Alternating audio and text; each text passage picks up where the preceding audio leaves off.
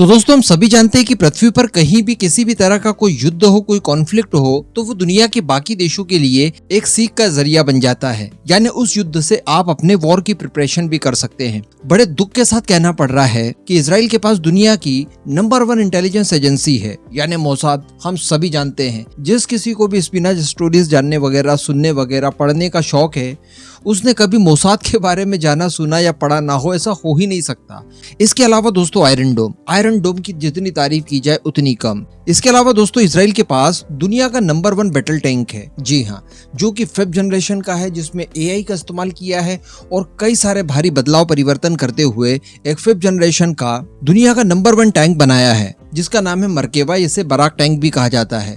लेकिन बड़े आश्चर्य की बात है कि इस युद्ध के दौरान ये तीनों की तीनों फेल हो गए। जी हाँ, चलिए आयरन डोम के साथ तो हम लोग टेक्निकली कई सारे कारण जोड़ सकते हैं कि चूंकि उसकी बैटरीज में जितनी मिसाइलें वगैरह नहीं होती, इससे ज्यादा रॉकेट्स अटैक किए गए 5000 के नंबर्स में। सबको काउंटर कर पाना संभव नहीं था, लेकिन 5000 की संख्या में रॉकेट्स दागे जाएंगे इसराइल के ऊपर। मोसाद यहाँ कैसे फेल हो गई? मोसाद को कैसे इंटेलिजेंस पहले नहीं मिल पाई?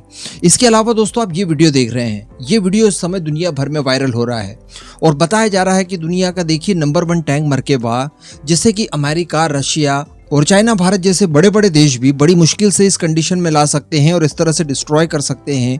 तो वहीं पर 2 कौड़ी के हमास वालों ने इसकी क्या स्थिति कर दी है, इसको पूरी तरह से डिस्ट्रॉय कर दिया है, इसके ऊपर चढ़ बैठे हैं।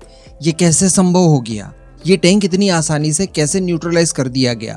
तो अल्टीमेटली पिछली बार जब 2021 में हमास और इजराइल के बीच में बड़ा कॉन्फ्लिक्ट हुआ था, तो उसके बाद सडनली इजराइल के हथियारों की जो सेल थी ना, वो कई गुना बढ़ गई थी। लेकिन आज की स्थिति हम लोग देख पा रहे हैं कि इजराइल की इंटेलिजेंस हो या फिर उसके वेपन्स हो, इनकी काफी हद तक किरकिरी हो रही है। और इसके बारे में न केवल इजराइल को बल्कि भारत सहित दुनिया के अन्य देशों को भी सोचने समझने की आवश्यकता है और उसी हिसाब से अपनी युद्ध की प्रिपरेशन करने की आवश्यकता है।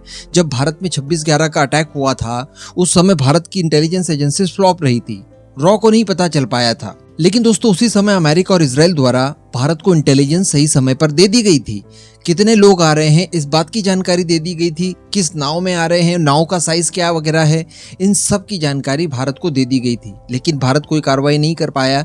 ये हमारा उससे भी बड़ा फेलियर था। पहला फेलियर तो ये कि हमें पता नहीं था, लेकिन दूसरा फेलियर ये कि जब इंटेलिजेंस हमें फ्री में मिल गई, उसके बावजूद भी हमें पता नहीं चल पाया। तो अल्टीमेटली मोरल ये है कि वो इंटेलिजेंस एजेंसी यानी इजराइल की मोसाद, जो कि दुनिया भर में होने वाली किसी भी गलत एक्टिविटी के बारे में पहले ही पता कर लेती है, उसे पहले ही पता चल जाता है। दुनिया के किसी भी देश में घुसकर वो ऑपरेशंस कर देती है। उसे एकदम बगल वाले इलाके में क्या हो रहा है ये कैसे पता नहीं चला? 5000 रॉकेट्स कहीं से आए होंगे या इन्होंने बनाने की तैयारी की होगी, इन्हें लॉन्चिंग के लिए तैयार किया होगा, तब तक मोसाद को भला पता कैसे नहीं चला? तो इस बारे में इजराइल के साथ साथ दुनिया भर को भी सोचना समझना चाहिए कि अपनी इंटेलिजेंस को बहुत ज़्यादा पुख्ता रखा जाए। सैटेलाइट के जरिए हो, ह्यूमन इंटेलिजेंस हो या अदर आपके पास AI संबंधित कुछ टूल्स वगैरह हो, इन सभी को इतना ज़्यादा एक्टिव और एक्यूरेट बनाना चाहिए कि आपको इंटेलिजेंस पहले ही मिल जाए। अब अगर आप सोच कर देखिए कि मोसाद को ये सारी चीज़ें पहले पता चल गई होती, तो इजराइल की फोर्सेस ये ऑपरेशंस जो कि अब शुरू किए हैं उसने, ये पहले ही शुरू कर दिए जाते, तो ये लोग 5000 रॉकेट्स को इजराइल के ऊपर दाग ही नहीं सकते थे। तो जो 150-200 लोगों के मारे जाने की खबर निकल कर आ रही है, 1000 के लगभग घायल बताए जा रहे हैं, ये सारी कुछ चीजें होती ही नहीं, क्योंकि इजराइल के साथ ये समस्या तो हमेशा चलती रहेगी। बिल्कुल एक मोहल्ले से दूसरे मोहल्ले इसी तरह की स्थिति रहती है इजराइल और फिलिस्तीन के बीच में। तो इस तरह के अटैक्स वगैरह तो इन फ्यूचर भी हो सकते हैं। और बात की जाए इजराइल की, तो इजराइल अपने आप को पूरा मेकओवर करने जा रहा है। बड़े डेवलपमेंट किए जा रहे हैं इजराइल में। वो UAE की तरह बनना चाहता है। अब अगर ऐसी बड़ी बड़ी हाई राइज इमारतें वगैरह बना ली और उसके बाद इस तरह की हरकतें कर दी इजराइल के खिलाफ, तो इजराइल का होगा क्या? तो कहने का मतलब इंटेलिजेंस के ऊपर ध्यान देने की आवश्यकता है, क्योंकि मोसाद इसमें सक्षम है। इस वजह से उसे यहाँ पर कंडेम किया जा सकता है और बिल्कुल करना चाहिए। मोसाद को इससे भी ज्यादा एक्टिव होने की आवश्यकता है ताकि इस तरह की गलतियां ना हो पाए। दूसरी बात यह कि आयरन डोम का कोई उचित ऑप्शन होना बहुत अनिवार्य है।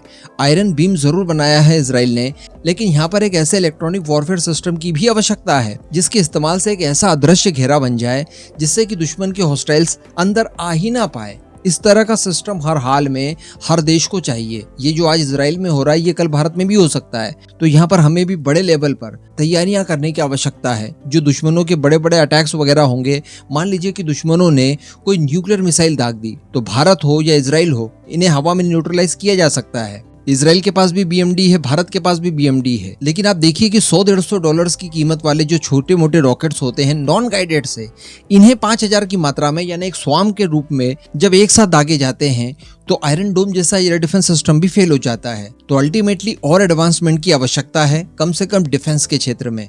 ऑफेंसिव हथियारों को कुछ समय के लिए भुला दिया जाए, लेकिन डिफेंसिव वेपन्स के लिए और ज्यादा मेहनत और प्रिपरेशन करने की आवश्यकता है, भारत हो या इसराइल हो। इसके अलावा दोस्तों मरकवा 5 टैंक, जो कि इसराइल के 5th जनरेशन वॉरफेयर को एक कॉम्प्लीमेंट देता है, इसे कितनी आसानी से फिलिस्तीनियों ने मारकर ये कंडीशन में ला दिया, जिसमें AI का इस्तेमाल किया जाता है और बताया जाता है कि दुश्मन के हमला करने से पहले ही ये टैंक दुश्मन को ढूंढकर उसे न्यूट्रलाइज करने में सक्षम होता है। अपने पूरे आसपास का इलाका ये बड़ी आसानी से मॉनिटर कर लेता है, उसे स्कैन कर लेता है और हर खतरे को पहले ही भाप जाता है। और स्कैनिंग के दौरान ये जो भी डेटा कलेक्ट करता है वो अपने सोल्जर्स को, अपने ऑपरेटर्स को बहुत ही सरल भाषा में बहुत ही कम समय में प्रोवाइड करा देता है। तो हमें भी हमारे टैंक्स को लेकर स्पेशल तैयारियां करने की आवश्यकता है ताकि ये सारी चूक वगैरह न हो पाए। हालांकि हम सभी जानते हैं कि जो कुछ भी हुआ है इसका परिणाम इसराइल के पक्ष में ही होगा। इसराइल हर हाल में ये युद्ध निकाल लेगा, लेकिन इस दौरान जो उसे नुकसान हुआ है, आई थिंक उसके ऊपर इसराइल को ध्यान देने की आवश्यकता है। एंड वो देगा, वो बहुत ज्यादा कॉन्शियस है, उनकी कॉन्शियसनेस हम लोग हर बार देख पा रहे हैं। लेकिन स्पेशली भारत की बात की जाए तो यहाँ से बहुत कुछ सीखने के लिए मिलता है और अपनी तैयारियों को उसी आधार पर फिर करने की आवश्यकता दिखती है।